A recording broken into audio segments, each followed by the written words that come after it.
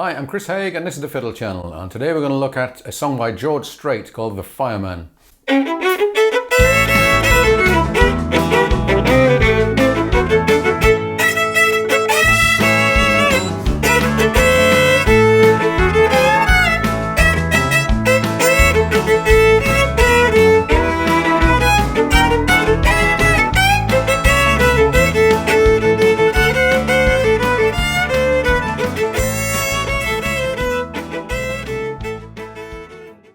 The Fireman was a single in 1985 from George Strait, and it features the wonderful Gene Elders on fiddle.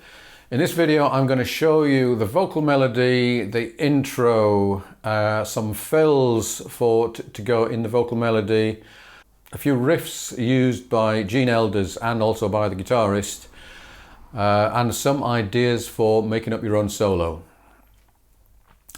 So let's have a look at the intro, which is a real good one. 4-bar intro, as is often the case. And trickiest bit about this is counting it in right, because it comes in one beat after the bar. 1, 2, 3, 4, 1.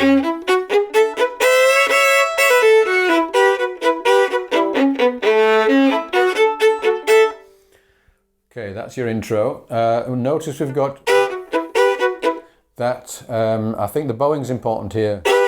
So I'm doing down, up, up, down, up, up to get the real emphasis on dat and do dat and do dat. And I've got the G note with a B above it. So let's do that up to tempo. 1, 2, 3, 4, 1.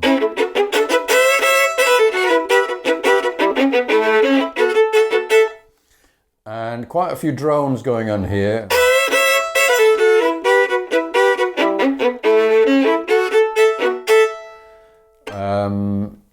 So open A drones and open E drones mostly.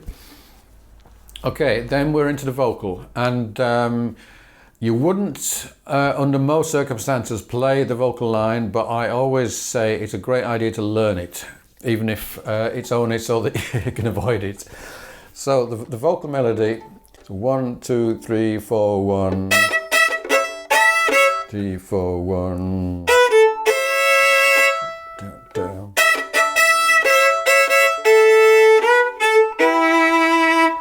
2, 3, 4.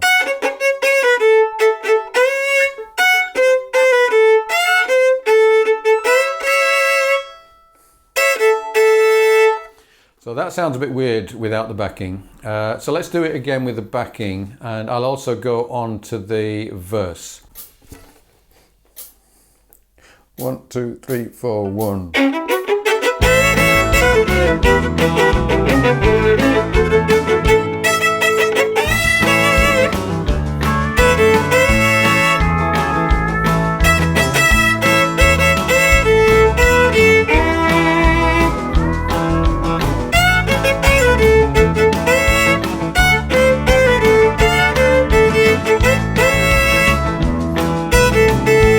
Okay, now we're on to the verse.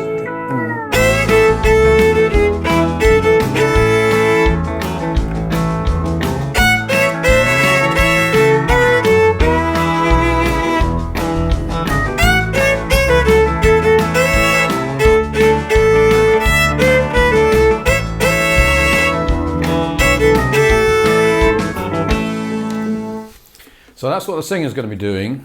If you do play under some strange circumstance the actual melody, then drones is going to be very useful.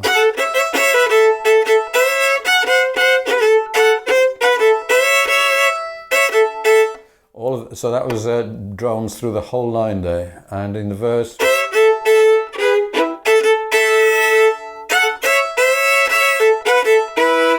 For the E, I've got my first finger on the E and the B.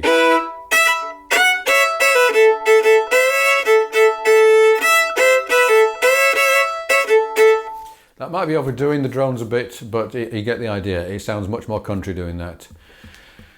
And the exact phrasing that the singer is using is kind of irrelevant, so you can mess around with that, with the phrasing.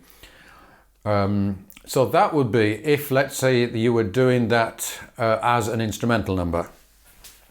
which it's the kind of thing that I have done in the past when you don't happen to have a singer but you want to do some country songs. But what your job really is in here is filling in the gaps. And if you listen to the original, then every single gap is filled. And if you look at the first line, for example, gap there, gap there, gap there,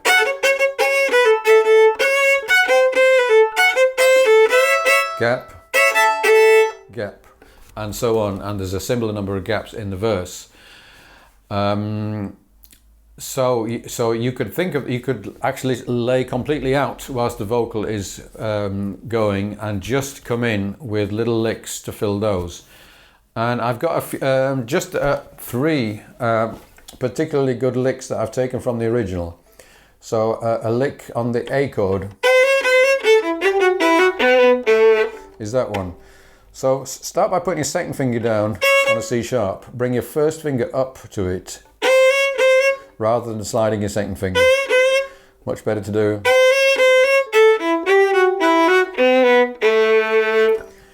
And notice that you've got a lot of kind of blue notes here. That note, the C natural, is the flattened third of the A major blues scale. There's a couple of really good ones for the E chord, both actually from the guitar.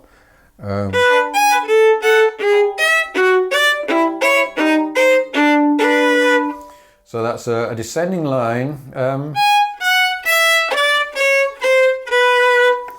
but going down in what I call a scale of sixths. So you've got a note below it on the next string down, the next position down.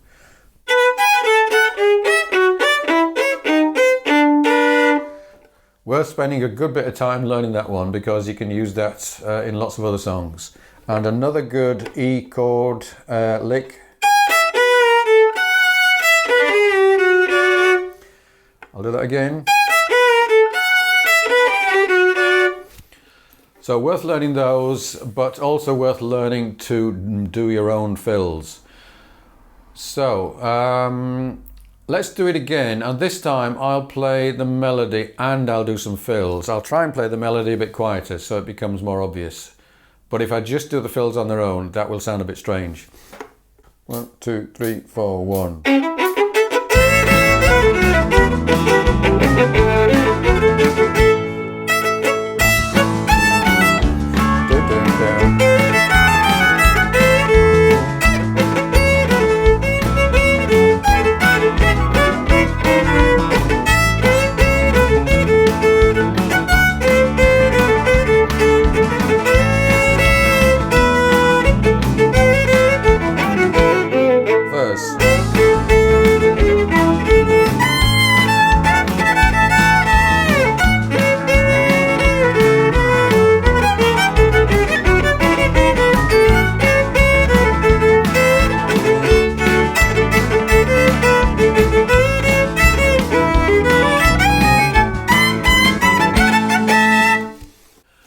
Okay, another way to approach backing for this would be to find two-note chords to fit the three chords. And one approach to that is what I call the three-chord trick. I did a video on this for songs which have just the 1, 4 and 5 chord, which is what we got here.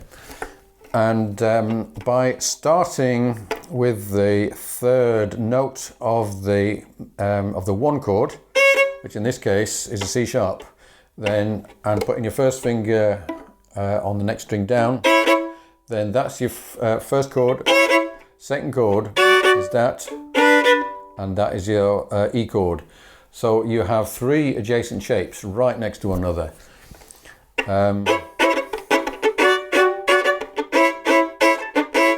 So it's the minimum of movement and the minimum of thought if you're going to do that. And a little rhythm you could use.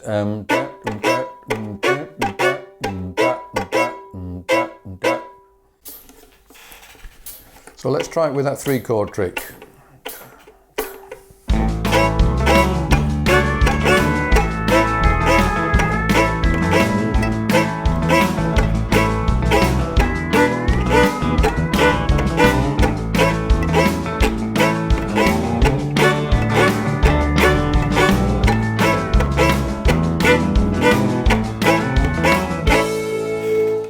So that works nicely. And I think that would work maybe as an alternative.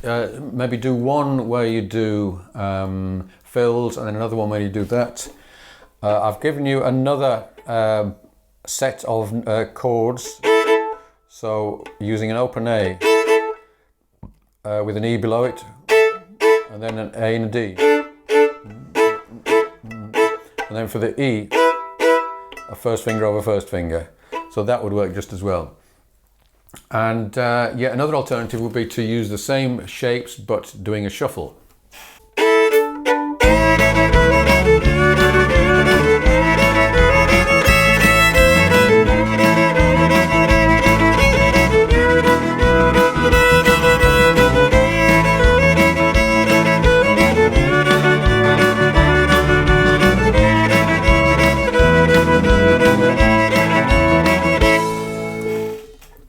And that was the Nashville Shuffle, and if you're not familiar with that, I do have a video all about that.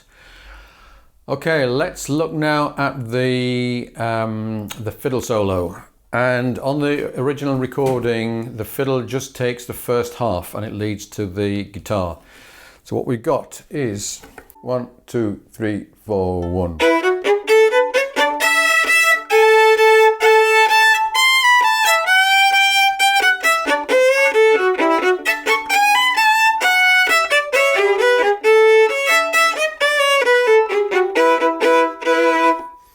So this is I would say, an unusually jazzy solo, even though it's not swung. But this thing, that's a very modern jazzy thing to do, and the nice run down there. So let's just try that solo up to tempo. 1, 2, 3, 4, 1.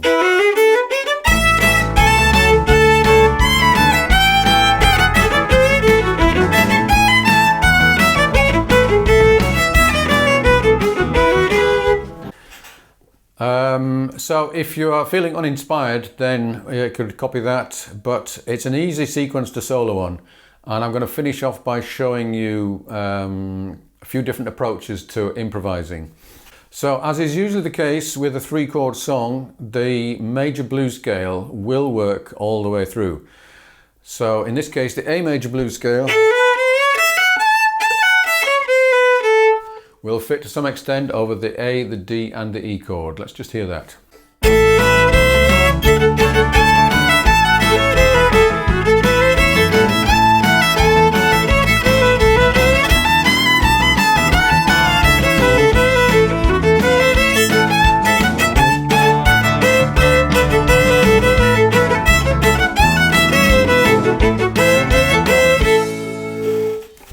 So it's a real cop-out, but I really didn't have to think about the changing chords at all when I did that.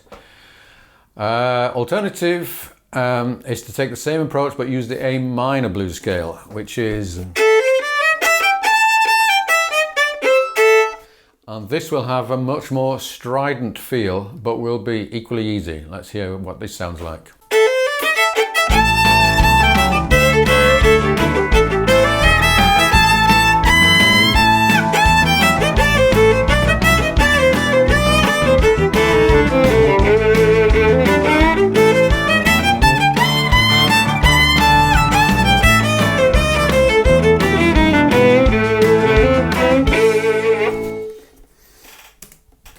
I think it takes a little bit more self-confidence to use that scale, but I think it's actually better. Okay, and the third alternative is to use 3 different major blues scales. So as each chord changes, then you change with it. So you'd go from to D, back to A, to E, A, D, A, E, A, which requires a lot more thinking. It does mean that you are much better integrated with the chords. So which of those 3 to choose? I would try and master all 3 techniques and mix and match as feels appropriate at the time. and then you can come up with a solo as long as you like, probably much longer than anyone else would like. Okay, thank you for watching. I'm going the sheet music for this you can get by subscribing to the channel and sending me an email. I'm able to do all these videos and keep on pumping them out. There's about 450 of them so far because of my Patreon. And if you join me on Patreon, not only will you help me to keep them coming, but also you'll get, at a minimum, all of my PDFs in one go, plus a lot of other stuff as well. So thank you for watching. I'll see you again soon.